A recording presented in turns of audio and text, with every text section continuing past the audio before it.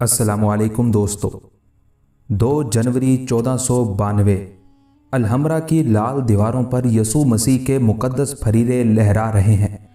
मुस्लिम सुल्तान उम्दा लिबास ज़ेब तन किए 70-80 शहसवारों के हमरा शाही जोड़े फ्रेडिनेंड और इज़ाबेला के हाथ चूमने निकला है। पसपाई के मुआहिदे के तहत इज़ाबेला और फ्रेडिनेंड हाथ चूमने की पेशकश को कबूल नहीं करेंगे और गरनाता की कुंजियाँ मोहम्मद दुआज़दहम के हाथों से ईसाई हाथों में मुंतकिल हो जाएंगी। मोहम्मद दुआज़दहम की बारोब माँ ने अपने बेटे को उस ज़िल्लत से बचाने पर इसरार करते हुए ये शेख ख़ास तौर पर मुआहिदे में शामिल करवाई है। मुस्लिम सुल्तान का मोहब्बत एहतराम से खैर मकदम किया गया और उसका फ़र्जंद उसके हवाले किया गया जिसे फ्रेडिनेंड ने यरगमाल बनाकर रखा हुआ था।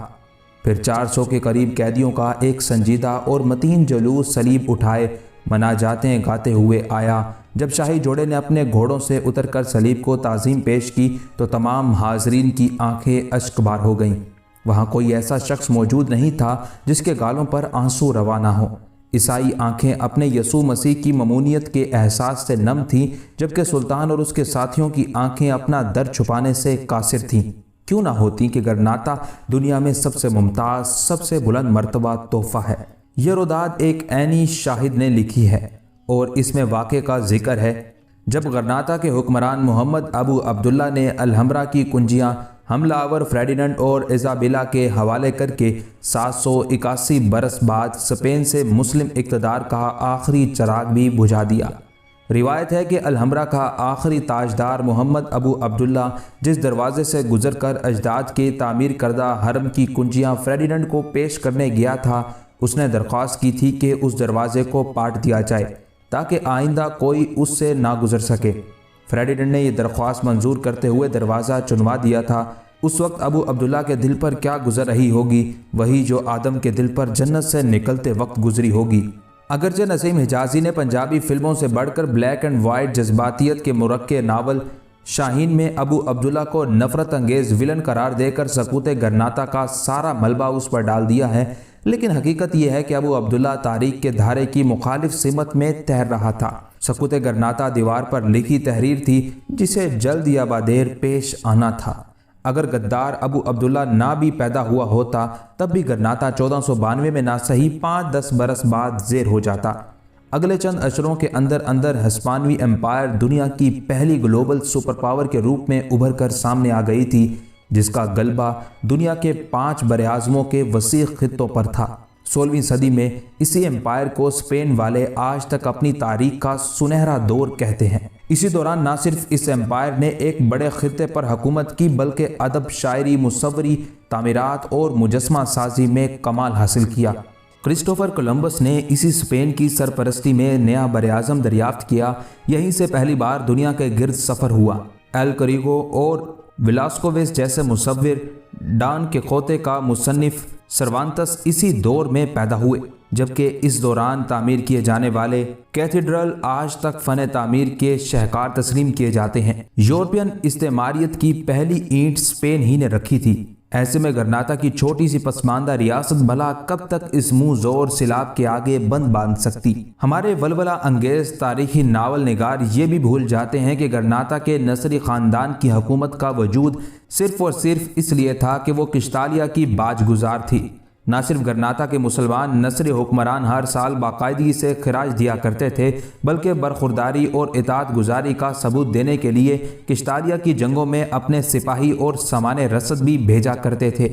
हत्ता कि 1248 में जब फ्रेडिनेंड सालिस ने मुस्लिम अशबिलिया का मुहासरा किया तो अलहमरा के बानी अल अहमर ने खुद उस जंग में 500 मुंतखब शहसवारों के साथ ईसाइयों की तरफ से मुसलमानों के खिलाफ शिरकत की थी।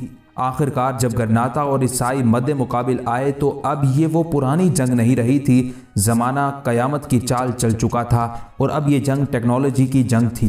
फ्रेडिनेंड की फ़ौज के पास उस ज़माने के लिहाज से जदीद तरीन तोपें और बंदूकें थीं, जबकि मुसलमानों का अब भी बड़ी हद तक इन्हिसार तीरो तबर पर था। मुसलमानों ने मजबूत किले बना रखे थे जिन्हें रिवायती मुहासरे में फ़तह करना नामुमकिन के करीब था, लेकिन फ्रेडिनेंड के पास गैर रिवायती बारूदी तोपें और पत्थर के गोले बरसाने वाली तोपें थीं, जिनके सामने मुसलमानों के सीसा पिलाए किले रेत के ढेर साबित हुए।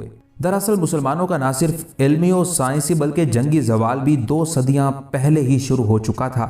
تاریخ دان لکھتے ہیں کہ 1495 میں فریڈینڈ کے پاس 179 توپیں تھیں، جبکہ گرناطہ کی سلطنت کے پاس عیسائیوں سے چھینی ہوئی ایک آدھ توپ کے سوا کچھ نہیں تھا۔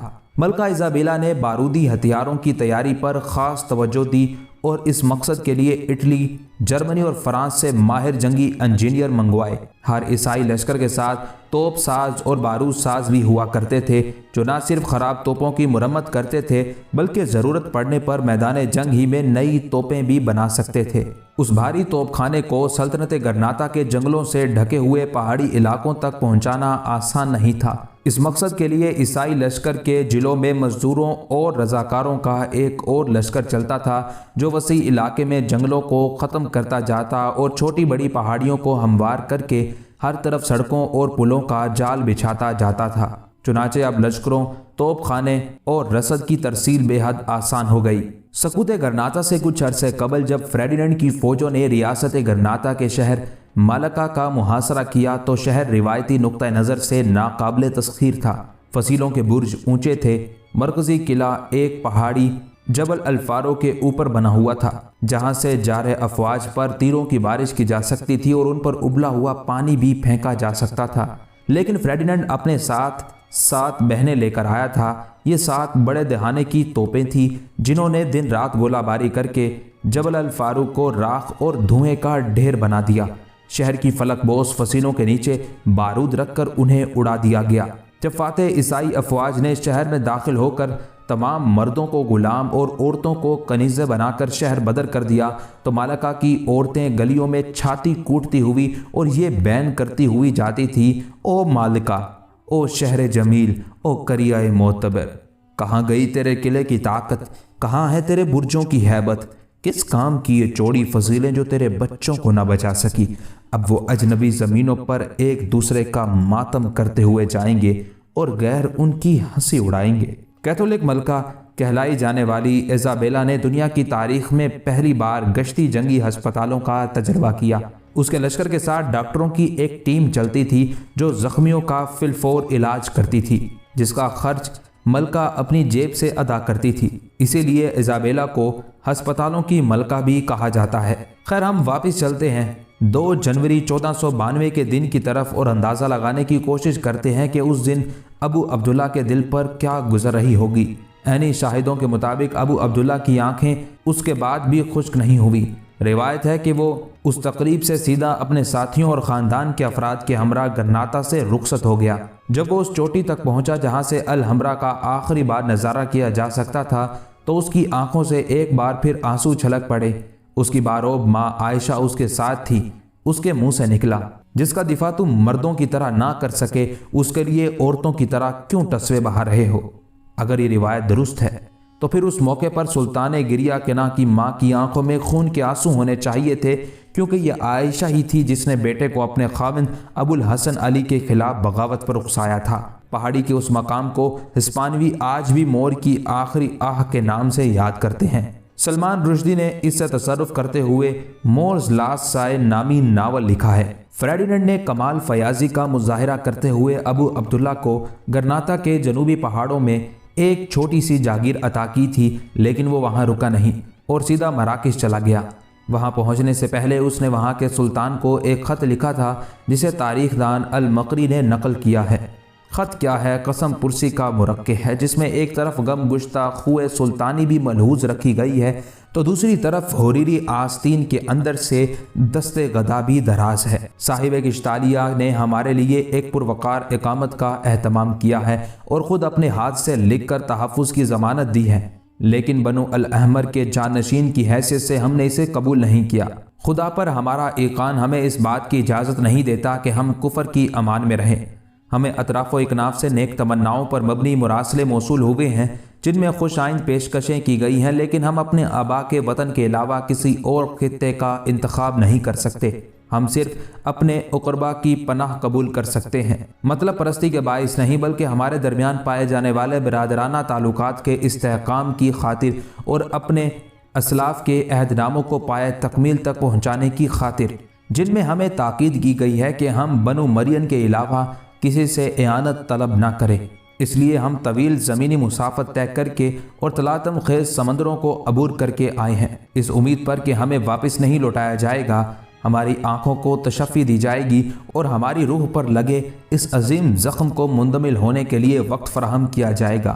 یہ عرضی رائے گاہ نہیں گئی، کیونکہ المقری نے رقم کیا ہے کہ ابو عبداللہ مراکش شہر فاس میں مقیم ہو گیا۔ یہ کہنا تو مشکل ہے کہ اس کا پاتال جیسا گھاؤ مندمل ہوا یا نہیں، لیکن یہ ضرور ہے کہ اس کا خاصی پکی عمر میں یعنی سقوط گرناطہ کے 35 برس بعد انتقال ہوا۔ ایسا لگتا ہے کہ الاحمر خانوادے کے آخری سلطان کو اپنے ساتھ کچھ زیادہ مال و زر لانے کا موقع نہیں مل سکا، کیونکہ تاریخ دان المقری 1618 میں اس کے پڑپوتوں سے ملا تھا جن کی گزر اوقات زکوٰۃ و صدقات پر تھی۔